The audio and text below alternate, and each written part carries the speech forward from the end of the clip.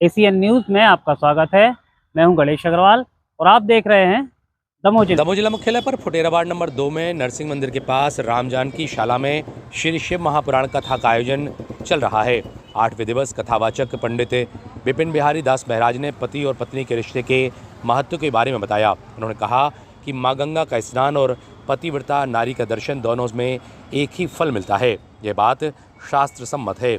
उन्होंने आगे कहा कि जिस प्रकार से आज बेटियों के घर में कलह हो रही है, इसका सबसे बड़ा कारण इन बेटियों की माता जो हर वक्त अपनी बेटी को फ़ोन से पल पल की जानकारी लेती है, स्थितियाँ यह हो रही हैं कि उसे बेटी के घर में कलह मच जाती है। उस माता पिता से अधिक दुर्भाग्यशाली कोई नहीं है जिसकी शादीशुदा बेटी मायके में आकर रहने लगे। माता को यह करना चाहिए कि बेटी घर में किस तरह से रह रही है उसे रहने दो, उसे यह शिक्षा देनी चाहिए। इसके अलावा उन्होंने अन्य बातों पर भी कथा के दौरान लोगों को नसीहत दी। कथा सुनने के लिए हजारों की संख्या में महिला पुरुष कथा पंडाल में पहुंच रहे हैं। Bureau report, ACN news.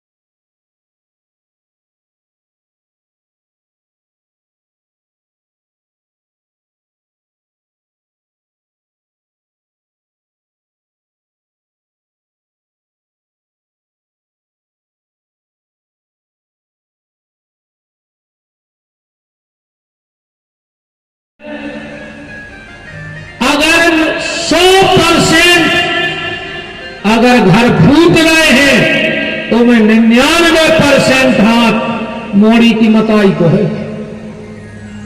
100% घर में लोग घर के तुम धरे हो अपनी मोड़ी के,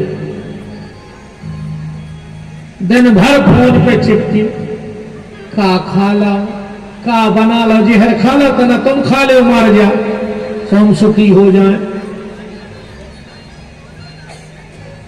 पेल की मताई हरे जब मोड़ी की विदा करती बिटिया की तो के पहुंचाती के बेटा तेसे डोली में जा रही हूं, कैसे अर्थी पे न करी गो, 2 बातें सेके चली गो बिटिया जाते आए। और आज की जे बहू हरे कहते बेटा अगर सवेरे सास जल्दी जगा देवे तो हमें फोन करियो, हम पापा को पहुंचा के दहेज प्रथा में लिखवा दे। तुम घर बना रही के घर बिटा रही मोड़ी को। एक बात सुन लो,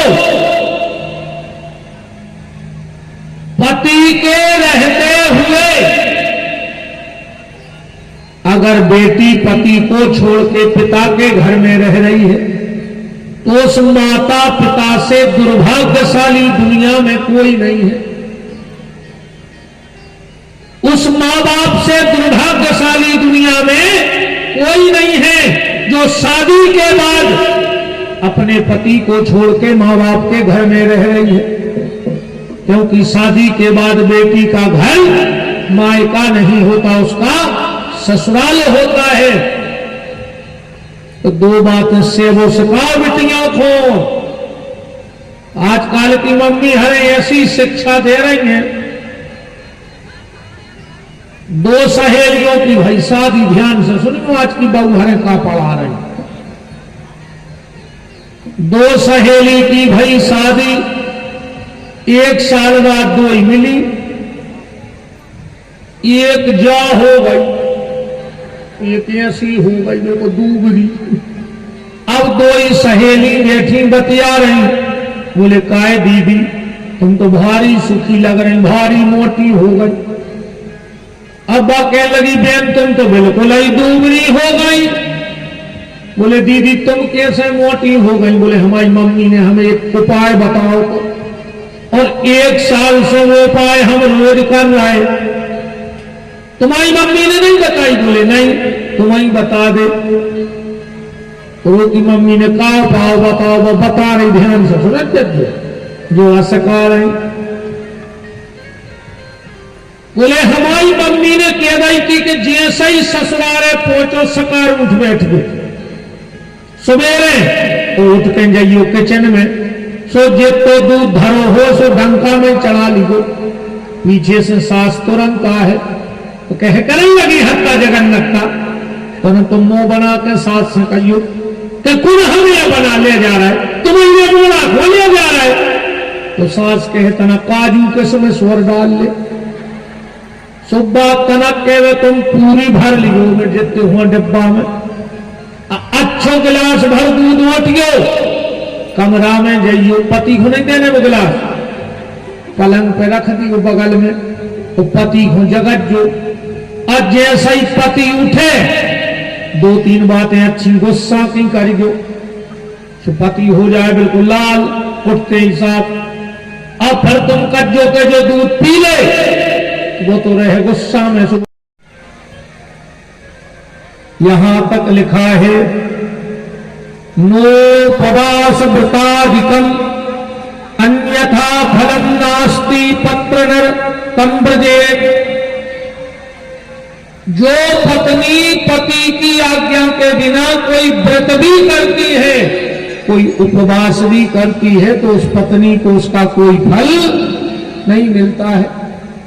कोई भी व्रत करने के पहले अपने पति से आज्ञा जरूर ले लो कि आज हमारा फला फला व्रत है और हम तीर्थ को जा रहे हैं।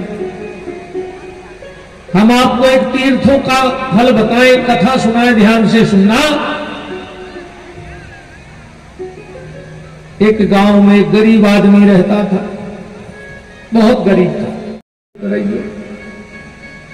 अगर अगल बगल तुम्हारे मंदिर है तो बहुत अच्छी बात है, और अगर नहीं है तो जिस थाली में ठाकुर जी का स्नान करो उस स्नान का जल थोड़ा सा एक कटोरी में रख लेना। अब परिवार वालों से कह देना कि अगर ज्यादा पूजा पाठ नहीं कर पाओ पर जब स्नान करो तो जाके 2 बूंदा जलों में को जल पी लियो ठाकुर जी के स्नान को। तो बता के खाना और धो के पीना, इतना तो नियम बना लो। तो जब पति भोजन कर सके तो पति को के बाद पत्नी को भोजन करो चाहिए। यहां लिखा है पत्युर्नाम्ना गृह्यात् कदाचनो पतिव्रता, तब पति को नाव में लो चाहिए।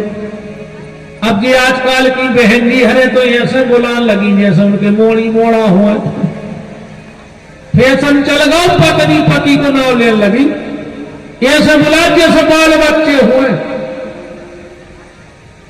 तुमने बुला तो नाव लेके क्या कहता पापा।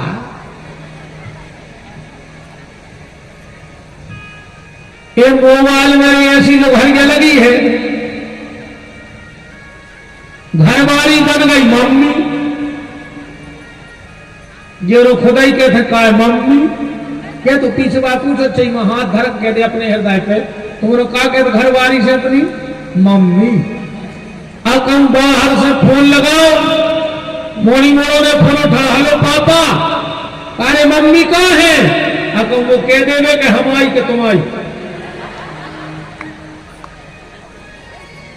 अजय का बड़े प्रेम से कहते पापा से पूछ ले चाय पी है, हमारा बाप यहाँ है। तनक तो शर्म करो। पति को कभी पिता शब्द से संबोधित नहीं करना चाहिए और मां पत्नी को कभी माता शब्द से संबोधित नहीं करना चाहिए। आदमी पत्नी कभी पति का नाम ना ले और पिता कभी अपने बड़े पुत्र का नाम ना ले। अगर पिता अपने बड़े पुत्र का नाम लेता है तो वो उसके भाग्य को धीरे धीरे खत्म कर देता है। इसलिए कभी भी पिता अपनी पहली संतान का नाम मुंह से न ले ज्यादा बार बार। पिता को कभी भी ज्येष्ठ पुत्र का नाम नहीं लेना चाहिए, इस चीज का ख्याल रखना चाहिए। बोलो वृंदावन बिहारी लाल की।